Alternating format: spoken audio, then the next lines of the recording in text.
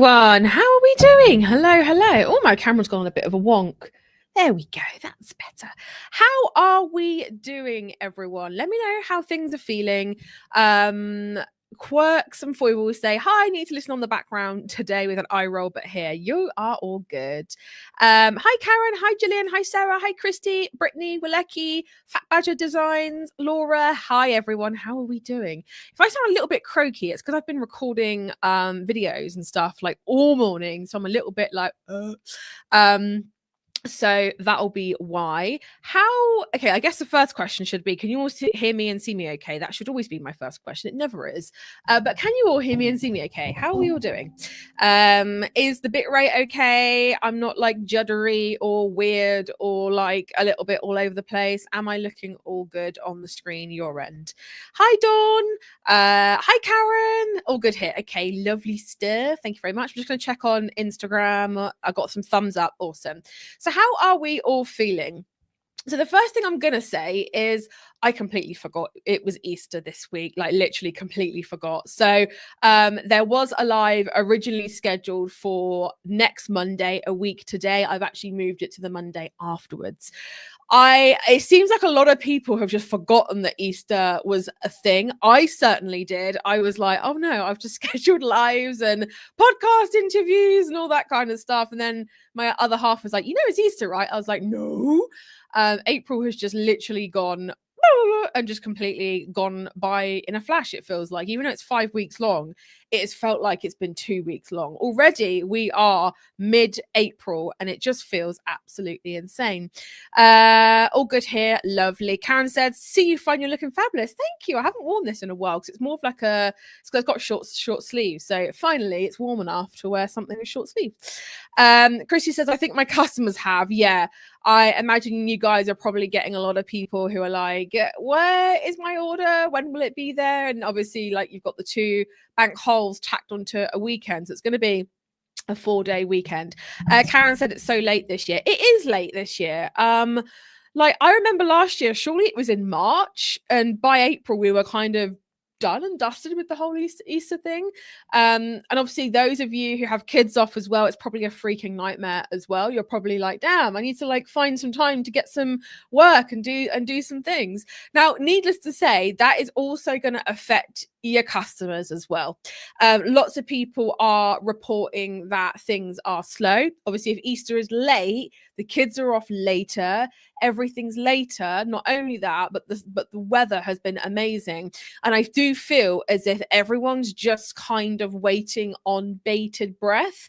I want to ask how you guys in the USA are holding up with everything going on. I obviously try and stay away from the news as much as I can because it does trigger my anxiety and my own, and like all the feels for me.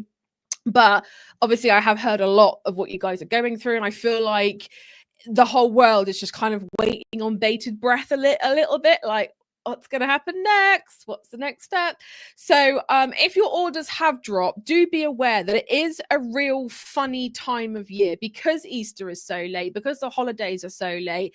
It's all going to kind of put everything out of whack. Not only that, but we also have 2 bank holidays coming up in May as well, which is crazy to me. So it is going to be a little bit of a disjointed time where you have people off, people there, people in, people out.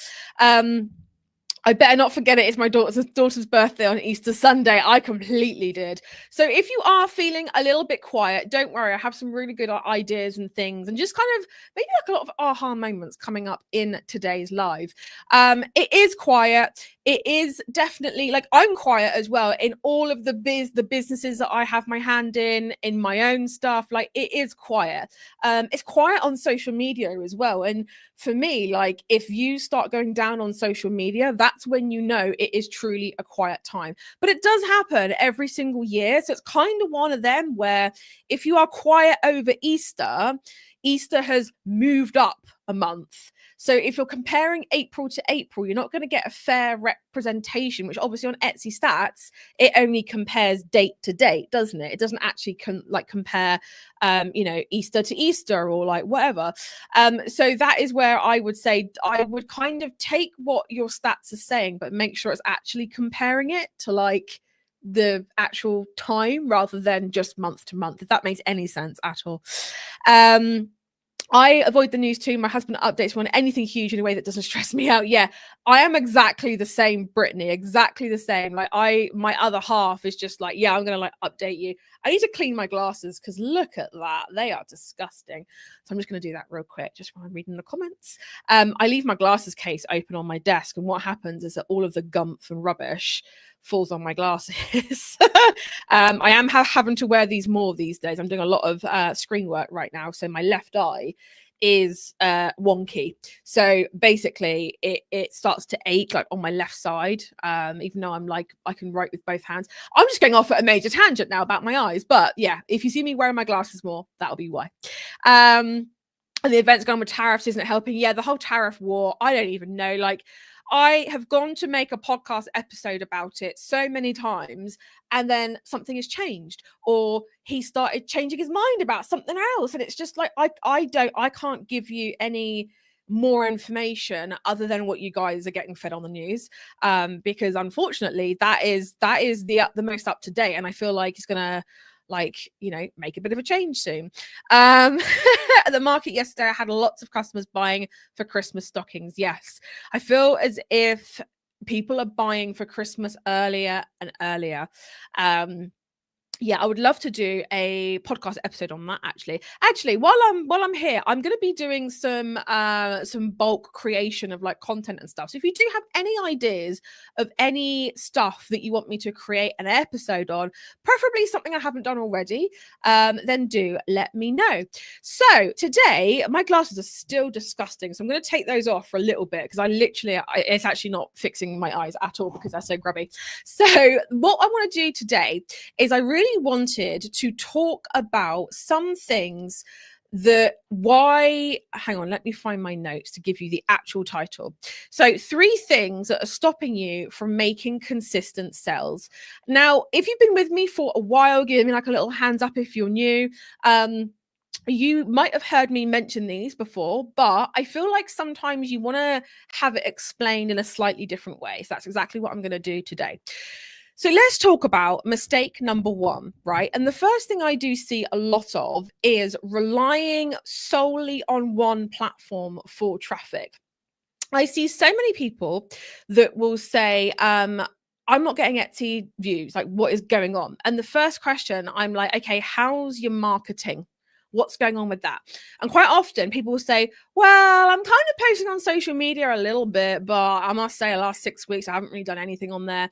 Or they'll say things like, yeah, I mean, I just kind of rely on like Etsy and the SEO on that. And it used to work before back in like 2021, 2022.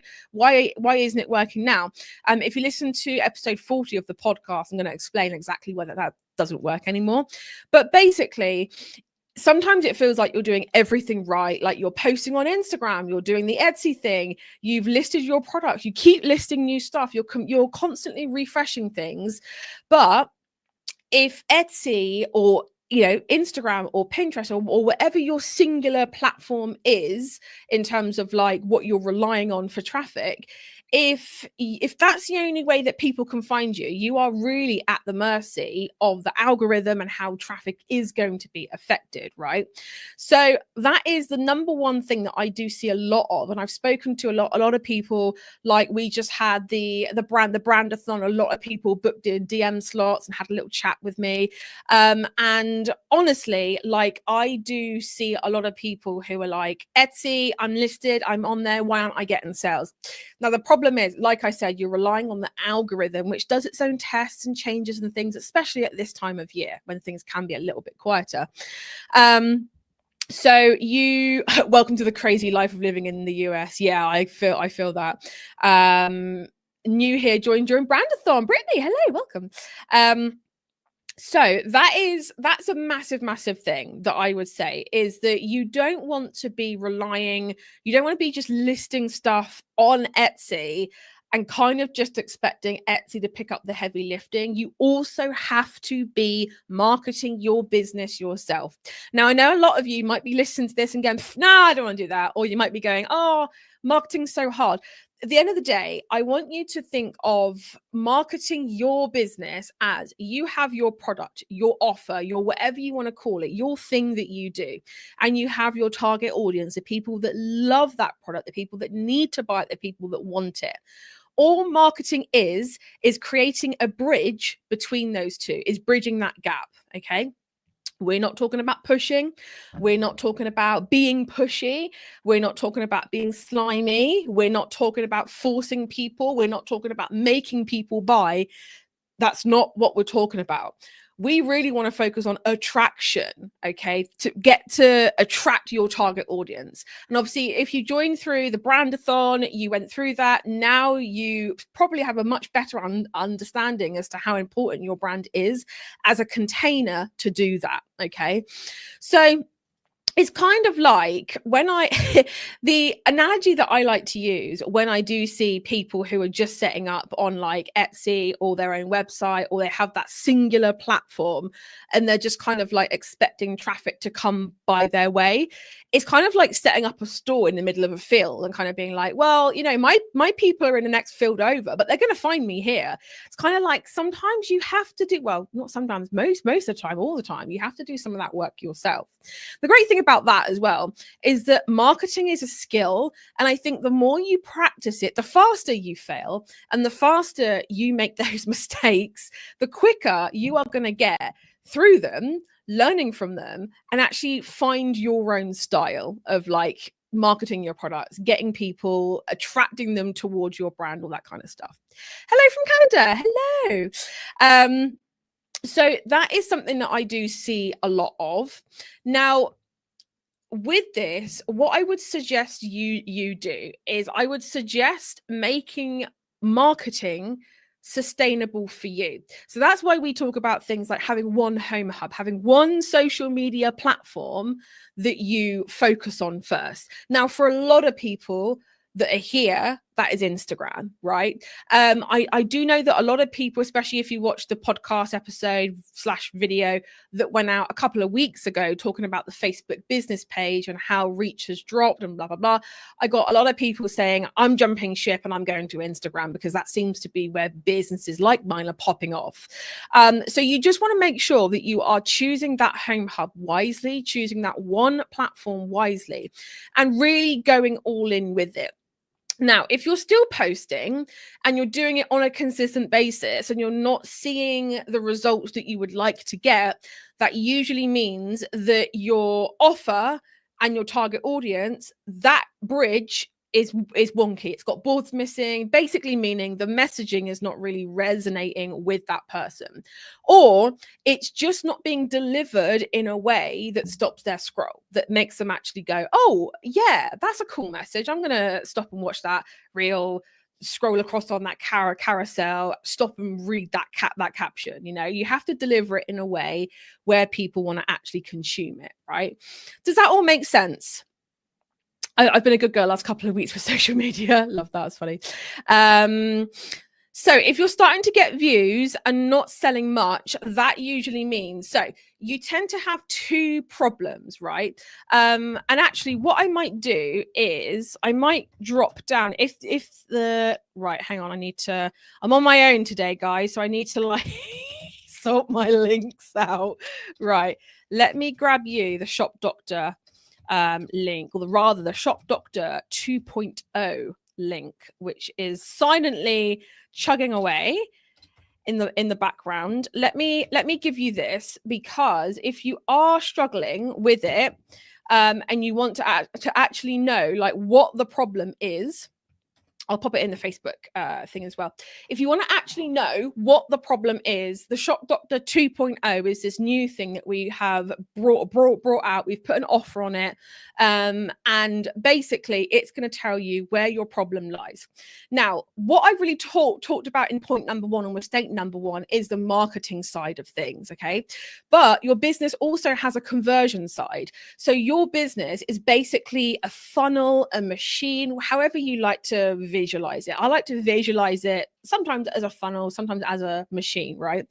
So basically, how your business should work is you drive traffic, you market, you post on Instagram, you post on Facebook, you do TikTok, whatever vibes for you, but focusing on that one singular platform and mastering that first. You get your views, right? They come in, and then your shop should do a really, really bloody good job at converting those views into sales. Now, if your business is not making sales, it's either your marketing is not working or your shop is not converting. It's going to be a problem with one of those two things. So sometimes when I say this, people are like, oh, that makes more sense. Like, now I can actually kind of imagine that my business works like this and it's this and this. And it immediately kind of makes it feel a little bit less overwhelming because you're like, oh, okay, it's only those two things. Is it worth posting onto Facebook selling groups? No, not at all. They are a waste of time, the biggest waste of time ever, because the only time you are going to get clicks and you are going to get views is from people who are snooping to steal your stuff. And I can say that without a shadow of a doubt, because I know as a consumer, I buy a lot from Etsy. I have friends that buy a lot. Obviously I'm in the space, so I know a lot of people that buy on Etsy. Are these people in those groups looking for stuff? No, they're just going straight to Etsy and searching for what they want, when they want it, when they need it, So no, buying and selling groups, not really an option, I would say. If you are someone who is wanting to, drive consistent traffic, you just really want to make sure to just be doing it yourself in a very easy breezy organic way. And the SMS can help you with that. I'm not sure if you guys want the link or anything. Give me a little wave if you do. But that is basically what we have designed that for, which is the monthly membership, $34.99, and you get all of your social media stuff done for you each month. All you got to do is change your logo and a few bits. So that is that. That's the first thing. We talked a lot about that, I know. But the second thing is when you are selling, that can be listing, that could be marketing, that could be creating new products. You're doing it in a way that's very random, very bitty. And you're not thinking about, before you're creating products, before you're listing them, before you're doing your SEO research, before you're doing anything really within your business, you're not thinking about your customer journey. And that simply means, okay, how does a customer decide they have this issue that they need to buy something to solve? How do they find you? Where do they go? What do they search for? When they come across your listing, how are they interacting with it? Are they adding it to cart? Are they asking you questions? Do they have concerns? Do they have things that they want to be answered first? But it's really just about looking at your customer journey. You have probably heard the old adage, which is people need to see your stuff 7 times before they buy. To be honest with you, it's more like 8 to 10 times now, but let's just say that's the thing. People need to see you, your product, and your shop / brand 7 to 10 times. Let's just bracket that up before they buy. Okay. But if someone finds you, your product, they come across your listing once, what are you doing to bring them back to see it over and over and over again? And also, this mistake number 2 also links really nicely with mistake number 1, because if you're not being consistent, if people need to see something 7 to 10 times before they buy, and you're only posting once or twice a week, and that one person just happens to be on social media when you post on a Monday, when you post on a Wednesday, they're not online. Can you see how many weeks it's going to take 7 to 10 weeks before they buy? Because if they're only seeing your message once a week, can you see how not being consistent, it just doesn't marry up, right? Yes, totally agree. I had a stalker who stole all my photos and tried to sell using my pics. Plus, that's really annoying. Plus, you get people to try and knock you down in price. I soon learnt the hard way. Yes, I did the shop doctor, but it didn't fit my profile. See, that is something where I would say that if you are answering the questions honestly, we have built it in a way that's going to direct you towards the thing that there is an issue with. Your conversion rate might be 6.1%, but is that on a consistent basis? Was that just a fluke? Was it something where you're getting maybe like, I don't know, 10 views, but 6.2% conversion rate. Is that 3 people you know? Like, it's really about digging into that. If you did the Shop Doctor 1, the Shop Doctor 2.0 is what we've improved upon. But yeah, I would say that if it's saying there is a problem there, I would just kind of like make sure that that is the thing. Like, actually have a little read through the PDF, make sure that you're hitting the checklist, because if you're answering the questions honestly, it's taking it directly from that. I had a shop critique done. Is it a doctor version of that? No, it's slightly different. It's basically like, to be honest with you, if you had a shop critique, I would say the shop doctor you don't need to worry about, because you've had like one of our team or me actually look over your shop and say, yes, it's this and this. The shop doctor is almost like a very light version of that, if that makes sense. So no, I'd say you don't have to worry about it. Save yourself some money, you're fine. So yeah, so can you see how the 7 to 10 time thing is something that I would love for you for the next week to keep top of mind? Because if you're not being consistent, that also is like a major thing where people are not going to be able to see it. But also, like, what are you doing to make sure that people are seeing you 7 to 10 times, right? And I talk a lot about funnels, machines, stuff like that. But basically, a simple funnel within a business is effectively you drive traffic, which is traffic that goes in at the top of the funnel, right? Then your shop does something with them, ideally convert them, and then they buy and it spits out at the bottom. So that is a funnel, right? You can do it the other way, where you have it as a machine. So views come in, it goes into the shop machine, it goes and it spits out sales, right? I wish I prepared some graphics first, but you kind of see what I mean. They're the same thing. One's like this, one's like that. Right? So the thing with it is that to have a really good funnel, let's say that you're someone on Instagram, right? And you like to do reels. So let's say reels is like the main thing that you use to drive traffic, Instagram reels. Then from that reel or those reels or whatever, they go to your Instagram bio or your profile. Let's really break it down. They go to your Instagram profile, right? And have a little look. And this is where making sure your Instagram profile, by the way, if you are on Instagram, making sure that that is optimized, you have links and they are correct. So they then go to your link in bio and they click, and then they go to your shop. Now that in and of itself is like a mini part of your funnel. So it's about looking at the customer journey throughout that and being like, okay, how can I make sure that the first part of that, the reels, how can I make sure that they are optimized? How can I make sure that I am creating reels that's going to bring in my target audience? How can I make sure that they are optimized to click? They have the call to action, they have everything, they have the hook, they have everything there that I need to make sure that I'm continuously driving traffic from reels. Yeah. Then it's like, okay, from those reels, how am I making sure that every single time I am getting a good amount of people that come to my profile? Well, a call to action is probably the easiest, most obvious way to do that. Making sure that you are saying to people, go to my profile to see more about X, Y, Z.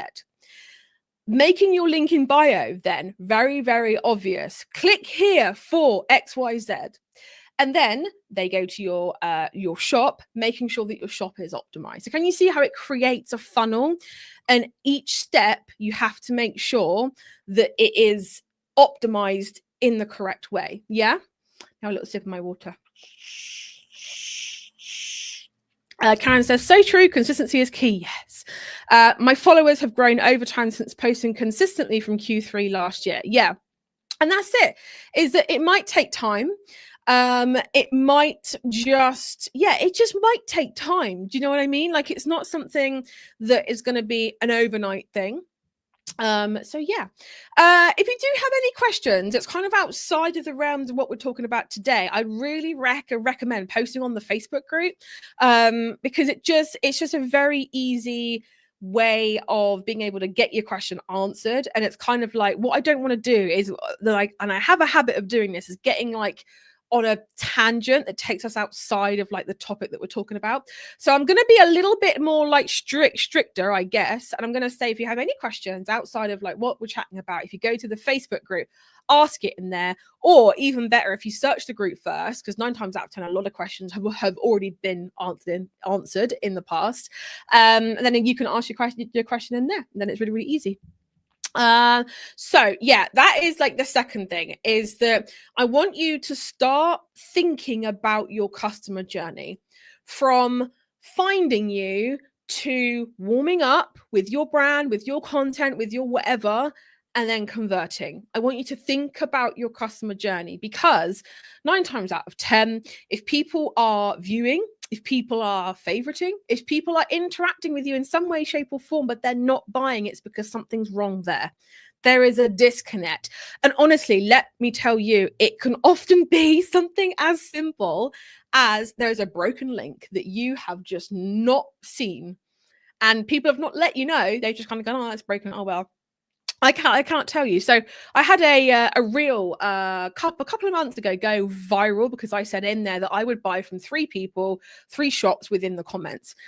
Let me tell you, I spent like nearly 2 hours. It shouldn't take me this long, but it did. I spent nearly 2 hours going through every single one of them, those shops within the comments. And I am like, hand on heart, brownie promise, I can tell you that for at least 40% of every single one of those comments, their shops, their Instagram profiles, they had broken links. Their shops were not active anymore. They had websites where obviously they'd like taken it down, but not changed the link. They didn't have any link at all, or they had a link, but it was different to the stuff that they were posting on their Instagram profile. And let me tell you, like, I was shocked. There was so many people that I wanted to buy from. And after messaging the first 5 or 6, I'm going to be honest, I could not be bothered. I was just like, you know what? I've got to skip it and like move on. So if I'm feeling that, then your customers are as well, you know? And just please make sure that every part of your journey is optimized. Okay.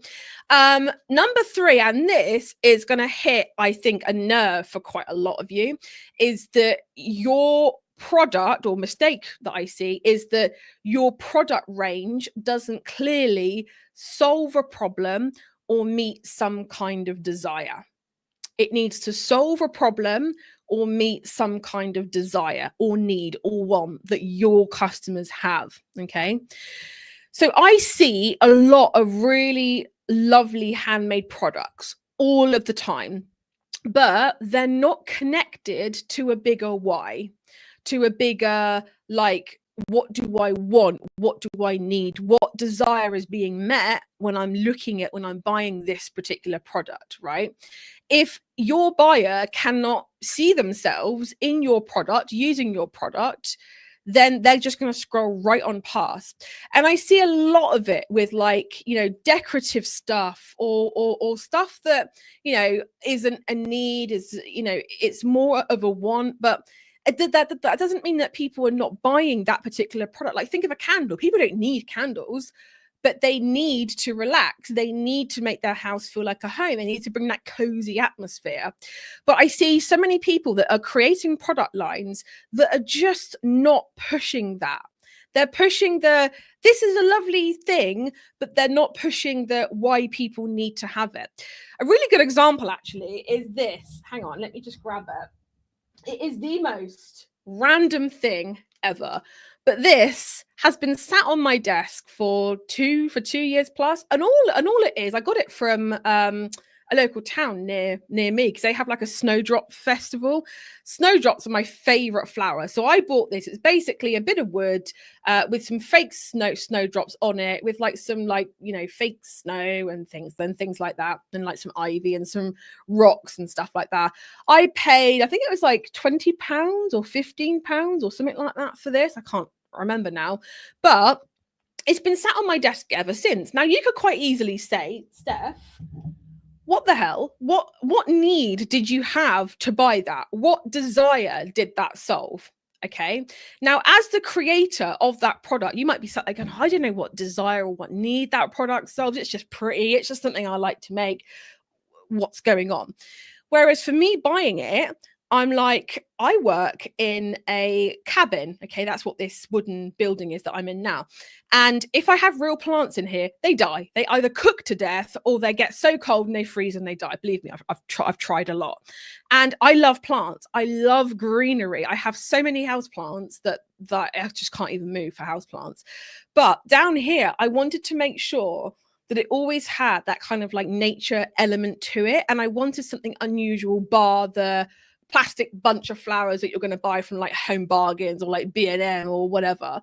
So that was the need. The need was that I wanted to put nature in an environment that it otherwise probably wouldn't thrive. Okay. So that was the need that I had. Does that make sense?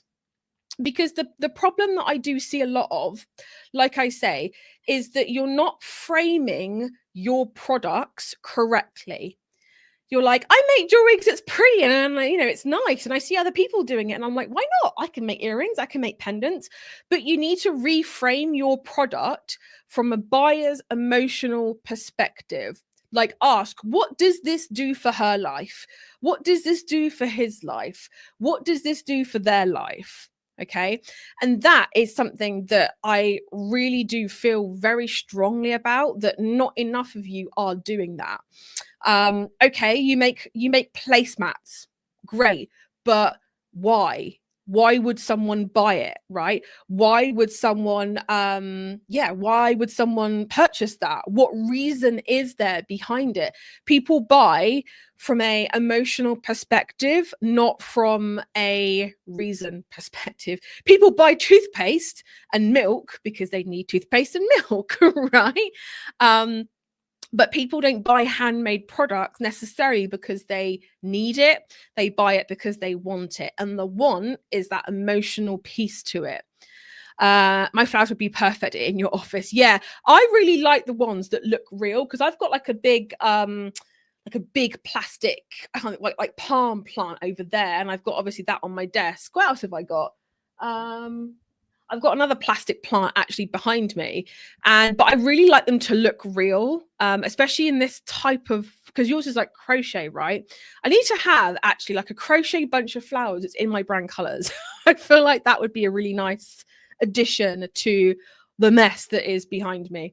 Is that making sense? Does that make sense, guys? Because I feel as if sometimes I ramble on and some people are left a bit like, oh, but I just want to make sure that I am hitting all the marks. That makes so much sense. Yes, love it, brilliant. I'm glad. Got some thumbs up. Fantastic. So, what I would love for you guys to do, and if you don't do anything else, I want you to make sure that, let me just go back through my notes so I know what I've said. So I want you to think about where you are getting traffic from and making sure that you are not relying on a singular point of focus, a singular platform. Number two, I want you to think about your customer journey and every single little nook and cranny of that journey.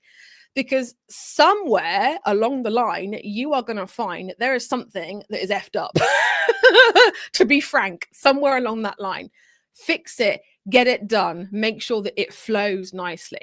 And that's even things like, you know, if it's taking your Instagram link in bio 30 seconds or more to load, game over, you've lost them. You need to make sure it's loading quickly. You need to make sure that you have not got more than 5 links in your link in bio. I do see that a lot as well, where it's like, okay, there's like a lot of like link in bio, which is a crazy thing. I saw one the other day that had like 12 links, and I was like, girl, I am confused. I'm not clicking because I don't even know where I need to be.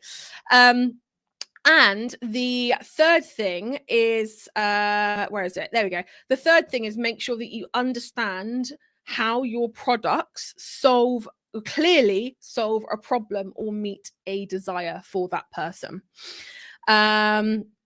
Makes a lot of sense. Yeah. Awesome. Yay. Lots of people like, yes. Steph, sorry, I've been dipping in and out. How much is a shop critique? So shop critiques, I believe, because then they're not, let me have a look before I say a price. Sometimes they're on offer when we have the time to do it, but these days that's few and far. I think they're like $4.99. which is not, oh no, they are on offer. Oh, I have missed that. That should have gone up a little while ago. So, all right, okay. So I've just found in my own customer journey, I'll have you know, I'm not perfect at this. So I've just found a thing where I need to change the price, but I'm going to keep it at that price for 24 hours then. I'm going to pop it on my Asana to change the price back to what it was. It's still on an offer price, but they are $199. So that is how much a shop critique is. Turnaround time is around about the 2 to 3 week mark, just because it does take a wee while for us to obviously do it.